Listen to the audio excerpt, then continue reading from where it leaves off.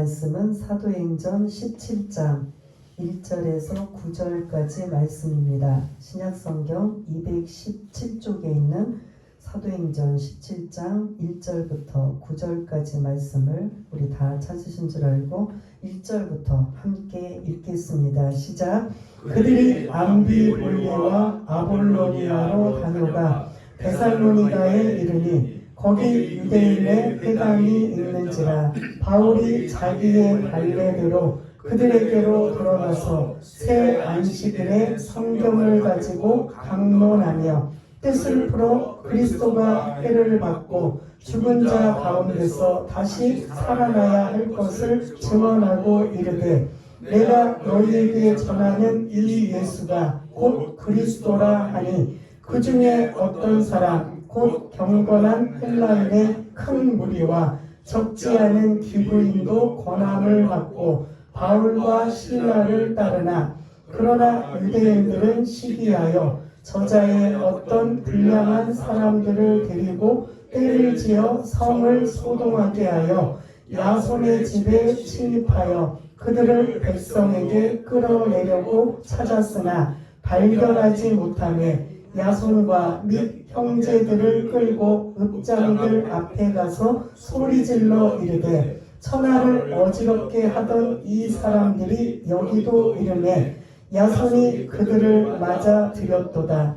이 사람들이 다 가이사의 명을 거역하여 말하되 다른 임금 곧 예수라 하는 이가 있다 하더이다 하니 무리와 읍장들이 이 말을 듣고 소동하여 야손과 그 나머지 사람에게 보석금을 받고 놓아줍니다. 아멘. 예, 오늘은 예수는 곧 그리스도라 라는 말씀을 가지고 함께 은혜를 나누려고 합니다. 우리 뒤에 넘겨주면 지도가 나오는데요. 우리 한번 지금 이 내용은 16장부터 2차 선교, 2차 바울의 2차 전도 여행의 그런 지도의 모습입니다. 출발은 어디서부터 했죠? 여러분들이 보시는 맨 오른쪽 보이세요? 안디옥.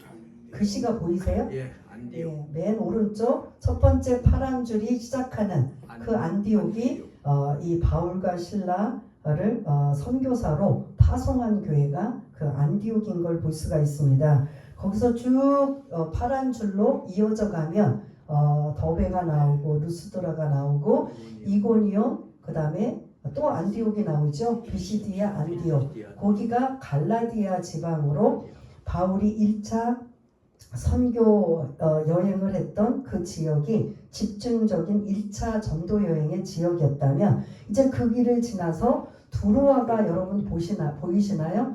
네, 두로아에서 바울은 그 소아시아에 복음 전하려고 했지만 성령께서 막으셔서 두로아의 한 상 마게도냐의 사람이 건너와서 우리를 도우라. 그래서 지금 두로아까지는 지금으로 말하면 아시아고 그 넘어가면 지금 우리는 어디로 우리가 알고 있어요?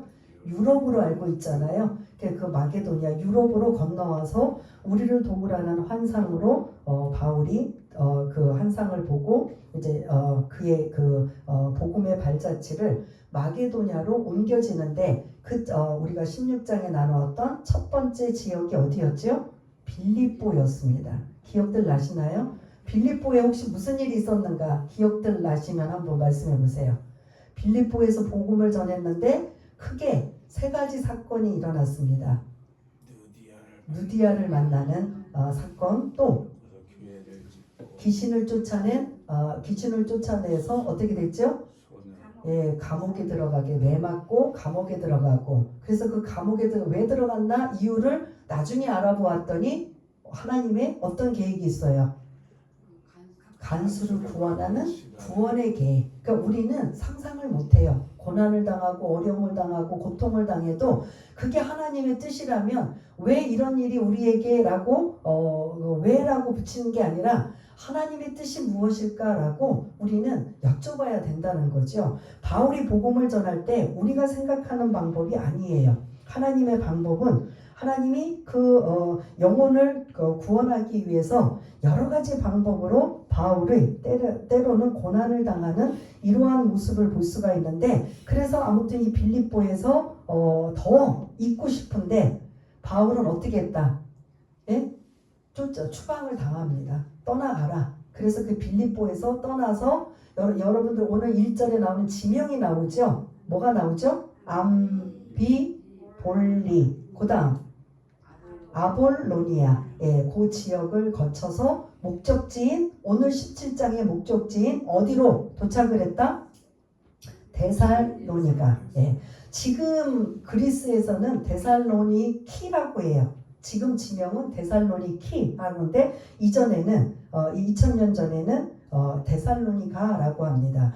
여러분들 우리나라가 지금은 대한민국에서 전체 하나로 통일이지만 옛날에 고구려, 백제, 신라하면 그때는 대한민국이라고 생각했어요? 안 했어요? 고구려 사람 따로 자기네 나라고 백제 따로 그렇게 생각했어요? 안 했어요? 예? 고구려 사람들은 고구려고 백제는 백제고 신라는 신라 이렇게 우리나라 지금은 하나로 있지만 우리가 과거에 우리의 그런 역사를 배우면 고구려라는 나라, 백제라는 나라, 그리스도 마찬가지예요. 그리스도 크게 지금은 전체 덩어리가 그리스지만 그 윗지방은 뭐라고 쓰여 있죠? 안 나오나요? 그 연두색으로 초록색으로 쓴 글씨 크게 마게도냐라고 해요.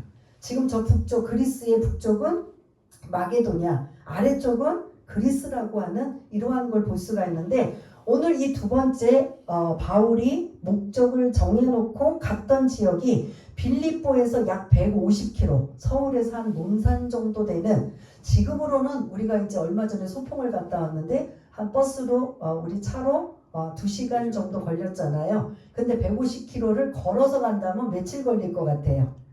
예? 한 달까지는 아니죠. 무슨 한 달에 무슨 뭐 아이들 아장아장 가는 것도 아니고 30km 뭐 한 40km 이게 장정들이니까 가면 한 4일 5일 뭐 빠르면 한 3일에서 5일 가는 거리를 지금 암비볼리를 거쳐서 아볼로니아를 지나 목적지인 데살로니가. 그러면 왜 바울은 목적지를 데살로니가로 정했을까? 참고로 바울은 도시 선교예요. 농촌 선교, 이렇게 작은 마을 선교가 아니라 큰 지역에 가서 복음을 전하면 그 영향이 이제 자기는 떠나더라도 이미 아주 작게라도 교회가 세워지면 그 교회를 통해서 그 많은 사람들의 영향을 받을까요? 안 받을까요? 그러니까 사도 바울은 큰 도시 선교를 합니다. 그래서 큰 지역들, 그래서 빌립보가 큰 도시였어요. 그 다음에 마게도냐에서 수도가 이 데살로니가 지역이었다면 굉장히 큰 도시라고 볼 수가 있습니다. 그 당시에 큰 도시로 20만 이상이 살고 있는 이러한 인구라고 합니다. 근데 여러분 지금 이 데살로니가라고 그 지명을 한 곳이 어디랑 가까운 것 같아요? 어디랑 가까워요? 데살로니가 보이세요? 네. 근데 거기가 지금 육지와 어디랑? 바다랑 있는 항구 도시예요. 그리고 육지 거기에 우리나라처럼 고속도로를 깔아놓은 데예요. 고속도로. 그러니까 바울이 도시 선교를 하면서 어디를 따라갔느냐? 로마가 이미 길을 다 닦아놓은 그러한 큰 도시들마다 길을 다 닦아놓았는데 그 닦아놓은 것을 그 길을 따라서 복음을 전했던 게 이제 사도 바울의 그런 복음을 전하는 그 이동 행로를 볼 수가 있는데, 데살로니가는 여러분들이 잘 알고 있는 철학자 아리스토텔레스 들어보셨나요? 예, 그 철학자가 태어난 곳이에요. 데살로니가가. 그 철학의 도시, 그 항구 도시, 그리고 상업 도시, 그리고 도로가 또 우리나라도 옛날에 경부고속도로 뚫기 전하고 뚫은 다음에 하고 상황이 똑같아요? 틀려요? 엄청 틀린 거지요. 완전히 상업이 발달할 수 있는, 무역을 발달할 수 있는 굉장히 중요한 역할이 데살로니가 지역에 로마가 엄청난 큰 도로를 말과 마차가 지나갈 수 있도록 길을 닦아 놓기 때문에 자연적으로 사람들이 경제활동이나 상업이나 이런 무역이나 이런 모든 것들이 다 자동적으로 발달이 되어 있는 이런 걸 볼 수가 있습니다. 여기 철학자 누가 태어났다고요? 아리스토텔레스. 여러분들 혹시 시작이 반이다. 우리 많이 써요, 안 써요? 인내는 쓰고 열매는 달다. 우리 학교 다닐 때 책상에다가 많이 붙이고 이제 공부 좀 열심히 해야지. 인내는 쓰고 저는 그랬어요. 여러분들 어떤지 몰라도 그런 거 쓴 적 있어요, 없어요? 학교 다닐 때 한 번쯤은 인내는 쓰고 열매는 달다. 이거 다 누가 한 말이다? 아리스토텔레스가 한 말이에요. 근데 우리는 우리나라 말인 것 같고 우리나라 속담같이 썼잖아요. 근데 사실은 아리스토텔레스. 또 하나 중요한 건 그리스에서 유명한 왕이 있어요. 잊어버리시면 안 돼요. 로마가 전 세계를 제패하기 전에 이미 그리스에 있는 왕이 이미 다 닦아놓은 거예요. 전 세계를 다 제패를 한 거예요. 그 왕의 이름은 RC로 시작하는 알렉산더 대왕이에요. 그 알렉산더 대왕이 전쟁에 나가기만 하면 승승장구예요. 그 젊은 아이가 뭐 30대 뭐 초반 20대 아이가 30대에 죽었으니까 20대부터 나가서 10년 동안 전쟁을 하는데 나가기만 하면 전장 앞에 나가서 싸우고 대장이 그리고 승리하는 이러한 이 알렉산더 대왕의 굉장히 그런 그 영향력을 미친 게 뭐냐면 아리스토텔레스가 알렉산더 대왕의 스승이었어요. 그러다 보니까 알렉산더 대왕이 이런 모든 이런 정치나 이런 모든 것들의 영향력을 누구를 통해서 영향력을 미쳤다? 아리스토텔레스예요. 그 아리스토텔레스가 어디서 태어났다? 데살로니가 이 지역에서 태어났다. 근데 그건 중요한 게 아니라 그만큼 이 데살로니가에는 할 말이 많다라는 소리예요. 다 말씀을 못 드리지만 근데 이 데살로니가는 길을 로마가 정복하면서 엄청나게 큰 길을 닦아놓기 때문에 바울은 복음을 전할 때 그가 그 제한이 있고 다 돌 수가 없으니까 어디를 거점으로 하느냐면 큰 도시들마다 복음을 전하러 가는데 그게 첫 번째 빌립보였고 두 번째는 오늘 나눌 어디다? 데살로니가라는 지역이다. 지금 여러분들이 데살로니가 있나 없나 라고 한다면 그 지역의 이름을 끝에 자 한자만 바꿨어요. 데살로니키로 바꿨어요. 그러니까 여러분들이 그리스 여행을 가시면 데살로니키라고 가시면 오늘 본문에 있는 내용들의 유적지와 이런 것들을 탐방할 수가 있다라는 겁니다. 이곳에서 이제 바울은 목적을 가지고 이제 그 다음에 좀 넘겨주세요. 이거 이제 전체 지도라면 다시 한번 여러분들이 오늘 말씀을 나눌 드로아에서 환상을 보고 유럽으로 건너가서 첫 번째 지역이 빌립보였어요. 그 다음에 암비볼리와 아볼로니아를 거쳐서 오늘 본문의 말씀 어디다? 데살로니가다. 그리고 이제 나머지가 저 밑에 이제 베레아와 아덴, 고린도가 아직 남아 있어요. 그게 이제 그리스 지역의 2차 전도의 핵심이라고 볼 수가 있습니다. 이제 지도를 이제 가지고 다시 1절로 띄워주시면 1절 얘기가 이 지도를 통해서 여러분들한테 말씀을 다 드렸어요. 그러니까 여러분들 눈으로 보시면 그들이라고 하는데 그들 할 때 이 사도행전은 누가 썼다고 말씀드렸어요? 누가 썼어요? 누가가 썼어요. 누가가 썼는데 그들이라고 하면서 누가가 싹 빠졌어요. 원래 지금 드로아의 그 환상을 보고 유럽으로 건너가서 몇 명이 지금 선교팀이 지금 구성이 됐어요. 4명이에요. 누구? 바울과 실라, 누가, 디모데 4명이에요. 그런데 지금 빌립보에서 자주장사 루디아를 통해 그의 집에서 교회가 개척이 되고 간수가 구원을 받고 점치는 그 소녀가 구원을 받아 이제 빌립보 교회가 세워졌는데 지금 또 어쩔 수 없이 바울은 추방당할 수밖에 없어서 떠날 수밖에 없어요. 그러면 여러분들 같으면 그렇게 교회가 세워지고 아직 자리를 잡지 못했으면 떠날 때 마음이 어떨 것 같아요? 예? 이 교회가 계속 유지할 수 있을까? 아니면 더 양육을 해야지. 이런저런 걱정이 앞서요? 안 앞서요? 앞서다 보니까 그곳에 누구를 거기다가 지금 떨어뜨리고 왔느냐? 누가를 지금 떨어뜨리고 온 거예요. 바울은 앞장서서 복음을 전하고 앞장서서 매도 맞고 앞장서서 완전히 눈에 띈 사람이다 보니까 바울과 실라는 추방을 당해도 거기서 그냥 보조 역할을 했던 누가와 디모데는 그렇게 사람들 시선에 그렇게 걸리적거리진 않아요. 그러다 보니까 4명이 다 떠나는 게 아니라 3명만 떠나는 그들이에요. 그리고 이제 누가 여기 빌립보에 남았다고요? 누가가 남았어요. 그래서 1절에 그들이라고 할 때는 이제 4명에서 몇 명으로 3명이 어디를 향해 데살로니가 지역을 향해서 지금 이동하는 과정, 그리고 목적지는 어디다? 데살로니가다. 그곳 큰 도시이기 때문에 도시 선교를 통해 많은 영혼을 주께 인도하고자 하는 그런 사도 바울의 마음이 담겨져 있는 게 1절의 내용입니다. 그리고 이제 2절로 넘어와서 드디어 데살로니가라는 지역으로 도착을 하게 됩니다. 도착을 했는데 거기서 보니까 뭐가 있더라? 회당이 있더라. 회당은 누가 사는 곳이에요? 누가 있다는 거예요?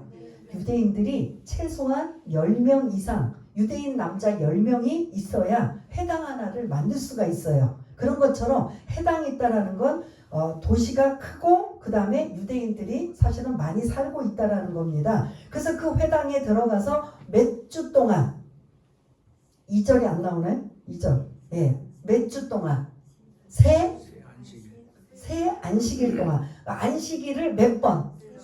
3번이니까 우리 식으로 말하면 3주 동안 거기서 뭐 하였다? 성경을 강론하였다.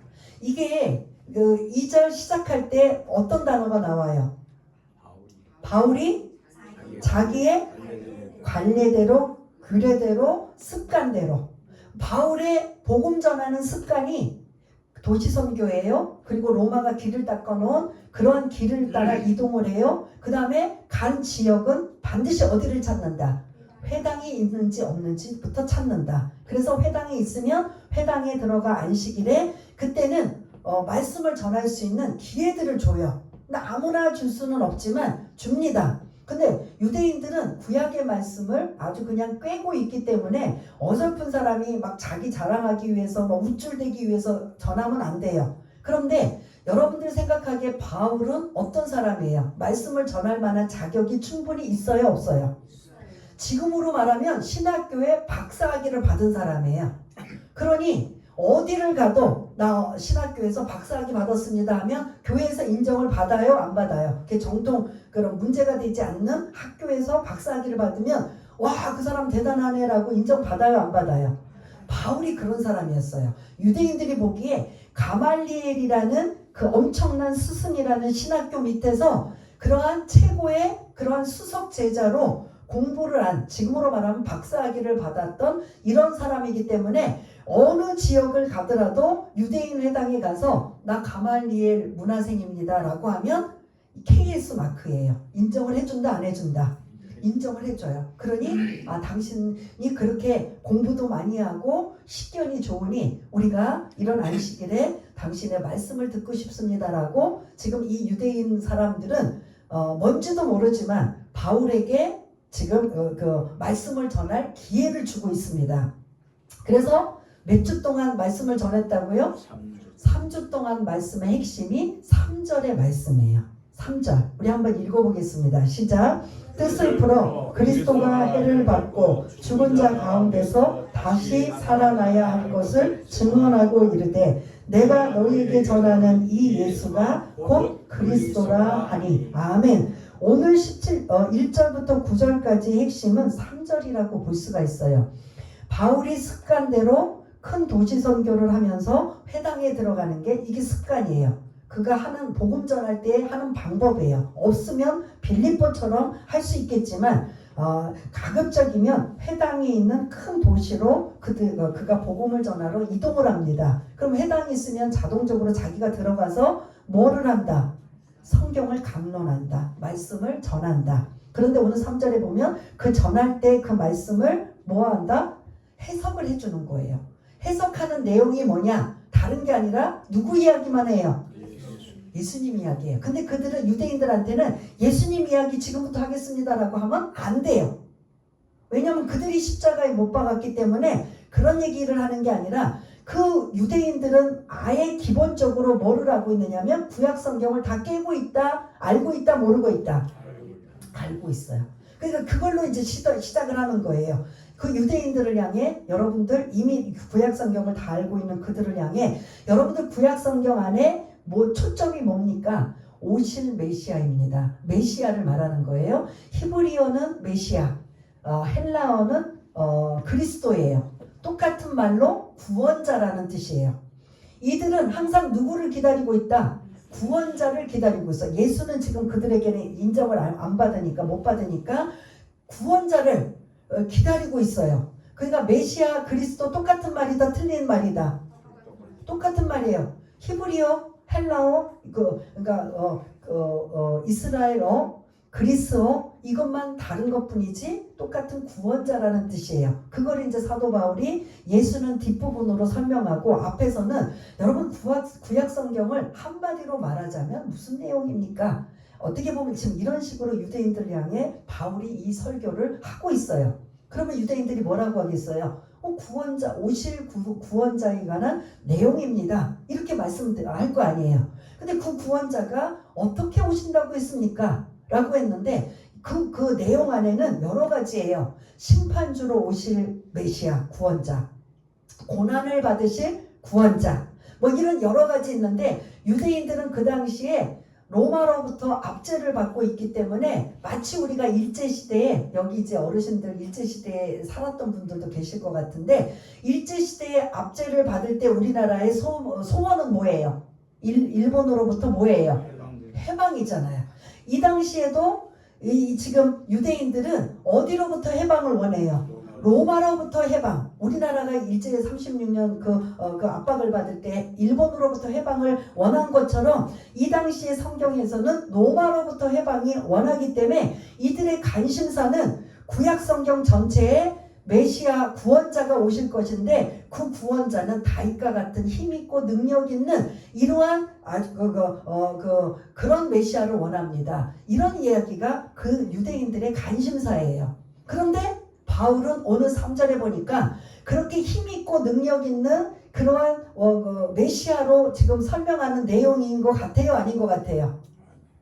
고난받으신 메시아. 유대인들이 듣기에는 이해가 안 되고 그거는 안 듣고 싶은 거예요. 그런데도 바울은 뭐라고 한다?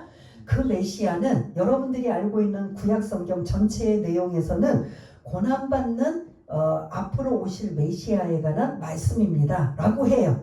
여기까지는 지금 예수가 나왔어요? 안 나왔어요?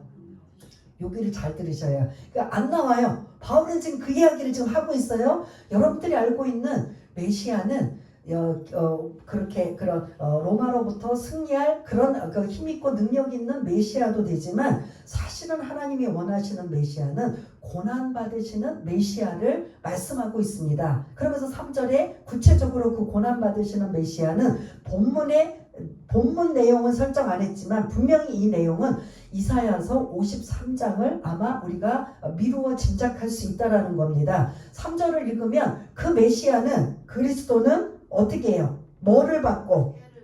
고난을 받고. 예, 해가 고난이에요. 고난을 받고 또 죽은 자 가운데서 다시 살아야 할 것을 뭐하고 있다? 누가 이야기를 하고 있어요? 바울이 유대인들을 향해서 메시아 구원자는 이렇게 오실 것이다 라고 지금 증언하는 거예요. 그러면서 마지막 결론은 그 메시아가 누구신지 압니까? 그 메시아는 누구다? 예수이십니다. 그래서 우리 제목처럼 예수가 곧 그리스도라고 하면 그리스도는 다른 말로 뭐라고 했어요? 구원자예요. 구원자란 뜻이에요. 우리말로 해석을 하면. 그러면 여러분들이 알고 있는 메시아는 예수는 누구십니까? 누구라고요? 예수는 구원자입니다. 그 유대인들을 향해서 구약의 메시지를 압축해서 메시아에 관한 말씀, 그 메시아는 고난받으실 그 메시아가 오실 것이고 그 메시아는 결국은 누구다? 누구에게로 지금 이렇게 지금 증언하고 있는 거예요? 증명하고 있는 거예요? 예수에게로 지금 압축을 시키는 거예요. 그러니까 앞에 부분은 사도 바울의 그 설교를 잘 들어요. 집중해서 들었는데 마지막에 누구 이름이 나와요? 예수 이름이 딱 나오니까 거기서 이제 두 갈래로 이렇게 지금 똑같이 여러분들이 설교를 들어도 받아들이는 쪽, 안 받아들이는 쪽 두 갈래로 나눠져요. 두 반응으로. 그래서 이 4절의 이 말씀, 예수가 곧 여러분들 제가 지금 말씀드린 고난받으시는 메시아 구원자는 곧 그분이 예수십니다. 근데 이미 이 말씀을 전할 때 예수는 어떻게 됐어요? 이미 오셔서 고난을 받고 십자가에 죽으시고 뭐 하셨어요? 부활하시고 다시 살아나셔서 승천하신 이 내용을 지금 바울이 이야기할 때 유대인들은 듣기가 뭐하다? 거북한 거예요. 그래서 4절로 좀 이제 띄워주시면 4절에 보면 이제 복음을 받아들인 바울이 이 복음, 이 메시아 구원자에 대한 예수가 그리스도라는 예수가 구원자라는 이 말씀을 전해들은 사람들의 반응이 4절 한번 읽어볼까요? 4절 한번 읽겠습니다. 시작. 그 중에 어떤 사람 곧 경건한 헬라인의 큰 무리와 적지 않은 기브인도 권함을 받고 바울과 실라를 따르나. 아멘. 바울과 실라를 따랐다는 건 그 복음을 받아들였다는 거예요? 안 받아들였다는 거예요?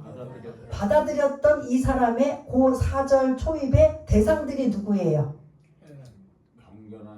경건한 헬라인이면 유대인이에요? 아니에요? 예? 기브인도 유대인이에요? 아니에요? 아니에요. 이들은 한마디로 말하면 이방인들이에요. 이방인. 그럼 지금 유대인 해당이잖아요.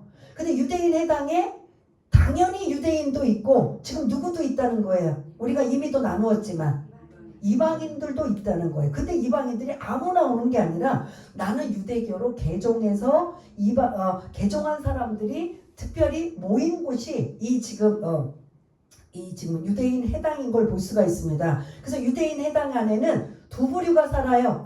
모여 있어요. 정통 유대인과 그 다음에 이방인들이 유대교로 개종한 이방인들로 구성된 오늘 4절에 보면 경건한 헬라인과 기브인들 이 부류가 지금 사도 바울의 복음을 받아들이고 나도 그 예수를 믿겠습니다 라는 이 긍정적인 반응이에요. 할렐루야. 그죠?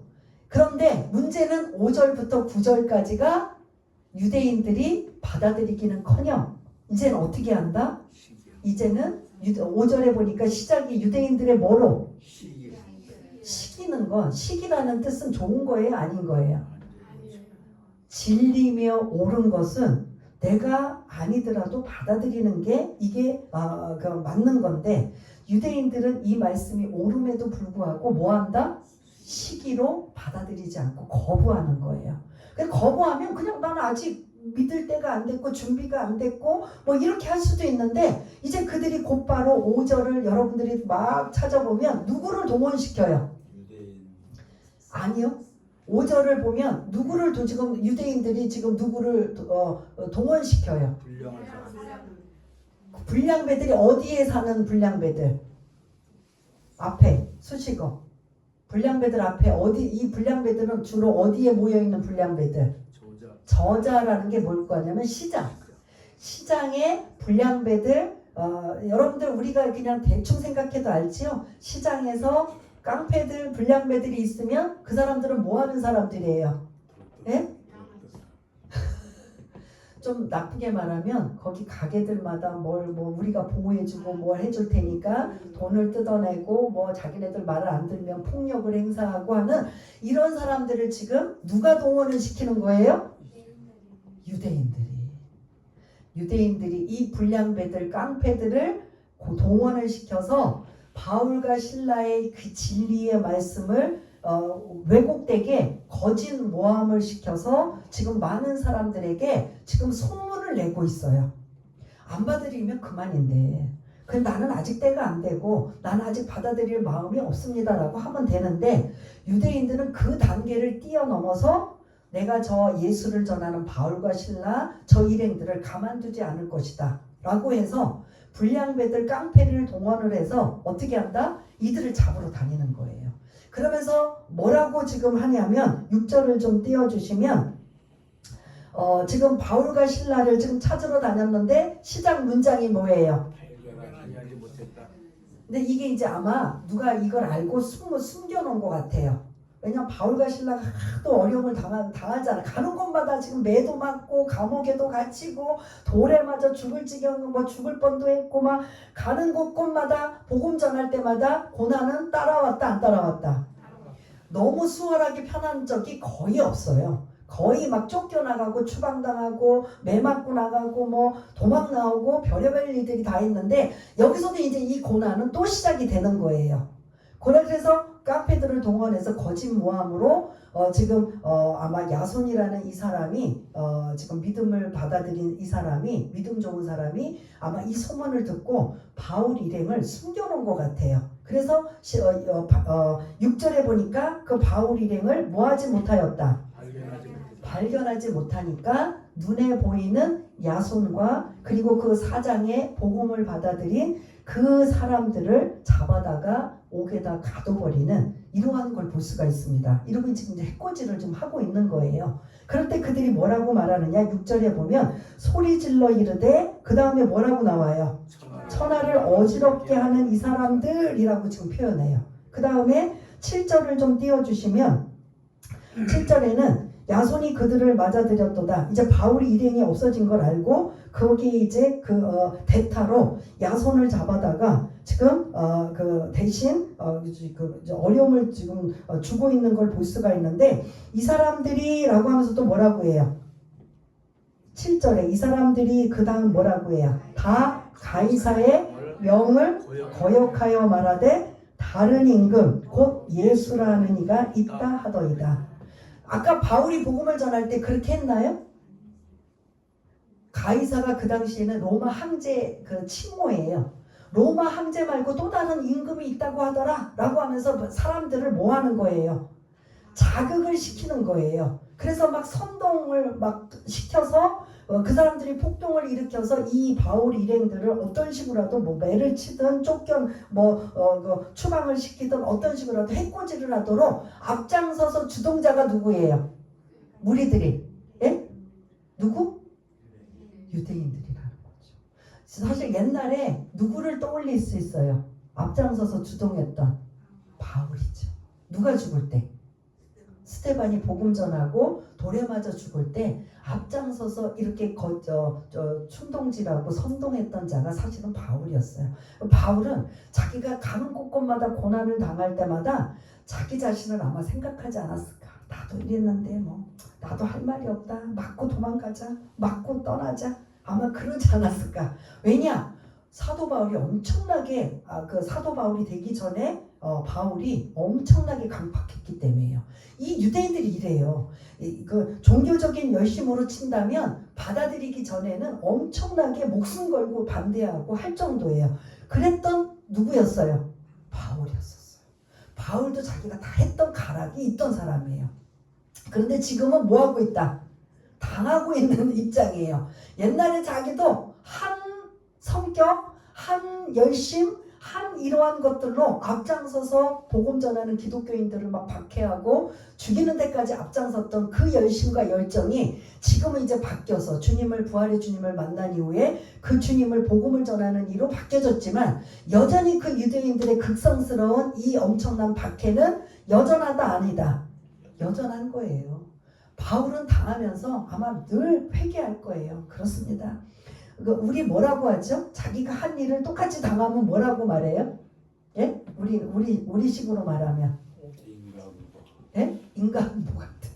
지금 바울이 아마 맞을 때마다 도망갈 때마다 어려움을 당할 때마다 그래 내가 저들을 원망할 자격이 없어. 왜냐하면 나도 뭐 했기 때문에 그렇게 했기 때문에 아마 그랬을 거예요. 그래서 아무튼 지금 5절부터 9절까지는 바울 일행은 없어졌어요.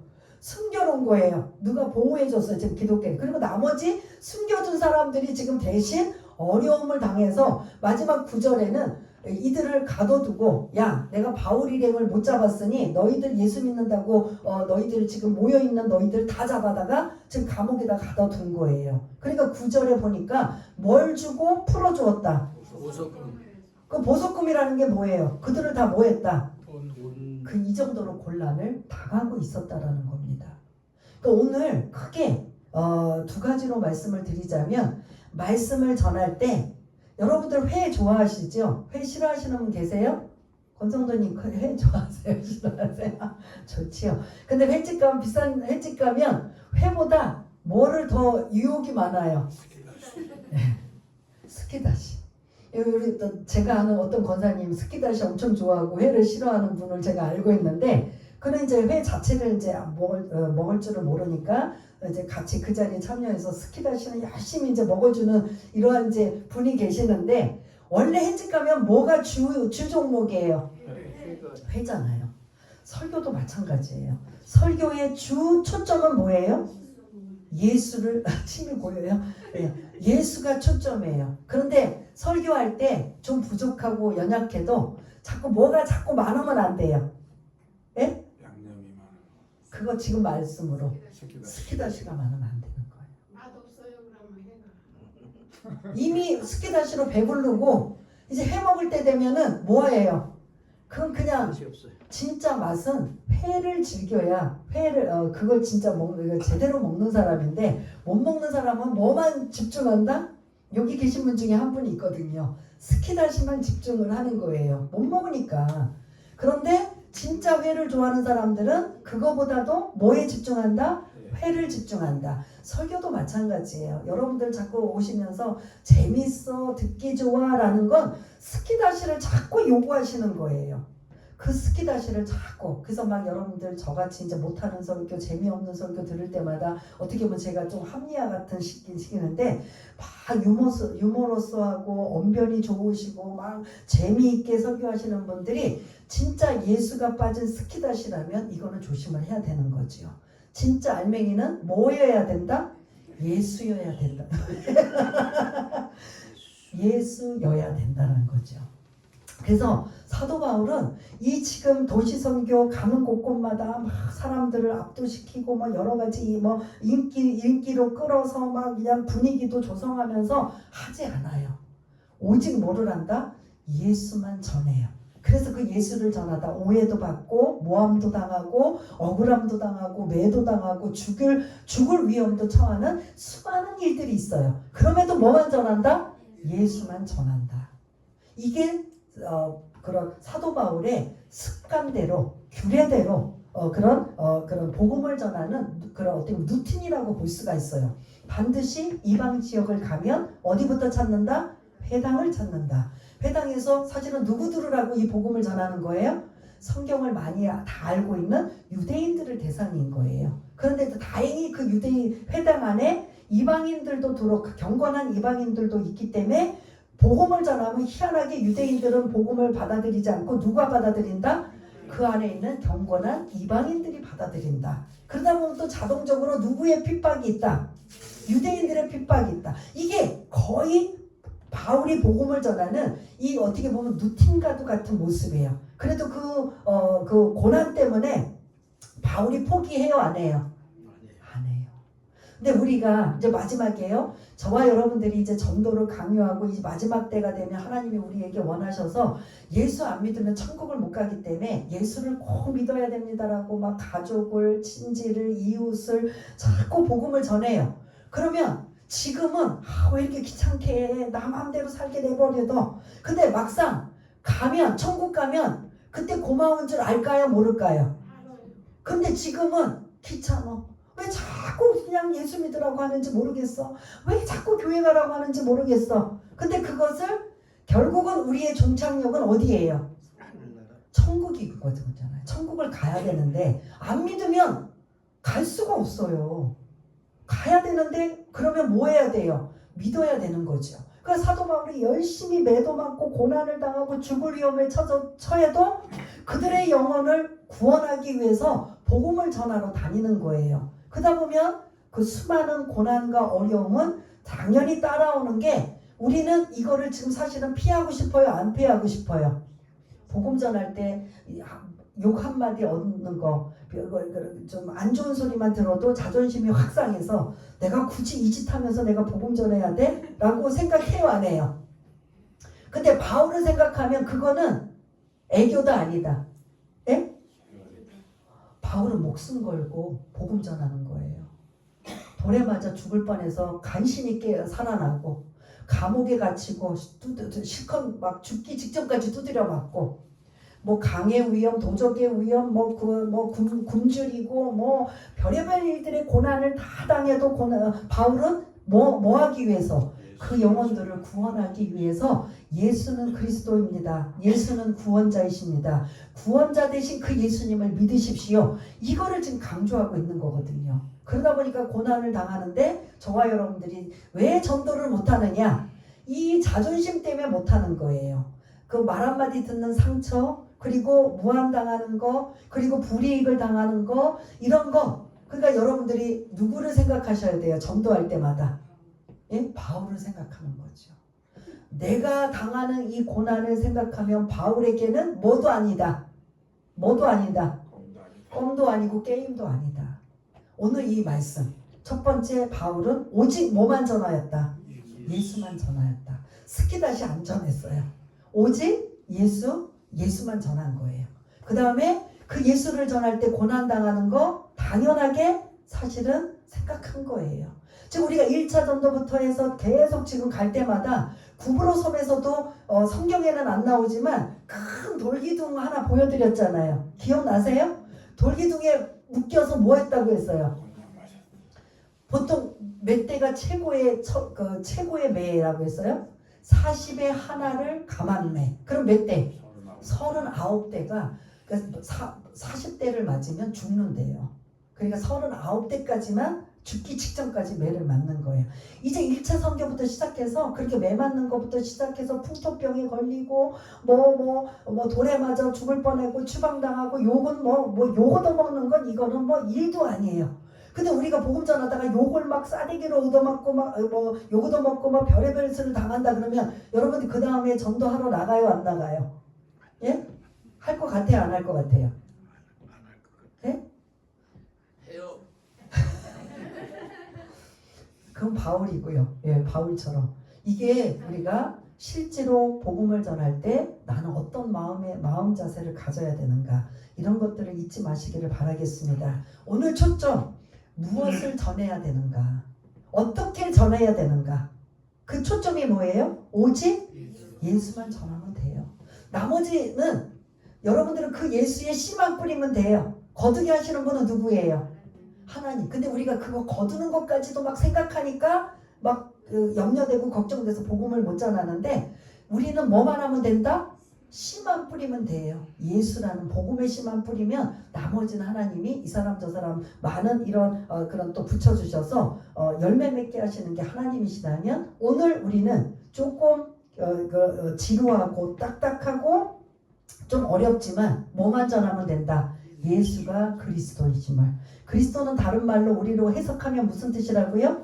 구원자. 예수가 누구라고요? 예수가 구원자이십니다. 이것만 전하면 된다는 거예요. 이게 오늘 데살로니가 교회에서 사도 바울이 핵심적인 말씀이에요. 그러면 이제 우리가 다음 주에는 베레아 지역으로 또 가서 복음을 이제 또 추방당해서 베레아 지역으로 또 복음을 전할 때 거기는 뭐가 초점이냐, 이제 그건 이제 또 다음 주에 말씀을 드리고, 오늘은 우리가 무엇을 전해야 되느냐, 스키다시 전하면 안 돼요. 내가 만난 하나님, 예수님, 그 예수님을 알고 전하고 그 예수님만 전하면 된다라는 이 말씀을 기억하시기를 바라겠습니다. 우리 한번 말씀을 붙잡고 우리 한번 여러분들이 들으신 대로 한번 기억하시면서 한번 기도하는 시간을 갖기 원합니다. 우리 다 같이 한번 기도하는 시간을 갖겠습니다. 할렐루야. 사랑이 많으신 하나님 아버지, 사도 바울이 가는 곳곳마다 아버지 고난을 당하고 어려움을 당하지만 아버지 그 고난당하는 이유가 사실은 예수를 전하기 때문입니다. 예수를 어떤 이에게는 구원의 방주가 되지만 어떤 이에게는 사단의 아버지라는 역할로 시기와 모함과 아버지 거짓으로 폭동과 반란을 일으키는 이러한 또 한 부류의 모습을 볼 수가 있습니다. 그러나 그럼에도 불구하고 아버지 하나님 복음의 씨를 뿌리는 사도 바울의 아버지 하나님 이 도전을 우리가 받기를 원합니다. 오직 예수만 전하고 그 예수를 많은 사람들에게 알게 하여 주셔서 예수가 천국문 들어가는 아버지 하나님 키고 열쇠라면 아버지가 반드시 그 예수를 전하여 모든 이들이 아버지 구원받아 천국 가는 아버지는 이 놀라운 일을 하나님이 우리에게 원하셨사오니 바울처럼 때로는 여러 가지 고난을 당하고 어려움을 당한다 할지라도 감당할 수 있는 믿음의 사람 아버지는 하나님이 기뻐하는 그런 사람들이 다 될 수 있도록 주님 도와주옵소서. 하나님 아버지 감사합니다. 오늘 아버지 하나님 데살로니가 전도 아버지 사도 바울의 그 복음을 전하는 그 영적인 습관 큰 도시 지역을 가며 그곳에 회당을 찾아가며 유대인들이 구원받기를 원하는 그러한 마음으로 예수가 구원자이심을 전할 때 그들은 거부하고 그리고 거짓 모함까지 불량배들을 동원해서 그런 어려움을 당하는 이러한 일들이 있는 이 안타까움 속에서도 계속 똑같은 그러한 영적인 습관대로 복음을 전하는 사도 바울의 모습을 우리가 배웠다면 우리가 어떤 말씀을 전하고 그리고 고난을 당하여도 그래 사도 바울도 당하였는데 나는 뭐 다 당연하지 라는 이러한 마음을 우리가 계속 말씀을 들으면서 갖게 하여 우리가 어떤 상황이라도 복음을 전할 때 여러 가지 좋은 상황보다 안 좋고 사단이 방해하고 역사하는 모든 일들이 있을지라도 흔들리거나 요동하지 않고 믿음에 굳게 서는 복된 자들 다 될 수 있도록 주님 도와주옵소서. 모든 것 감사드리오며 사랑이 많으신 예수님 이름으로 기도드리옵나이다. 아멘. 이 시간은 준비하신 헌금을 하시는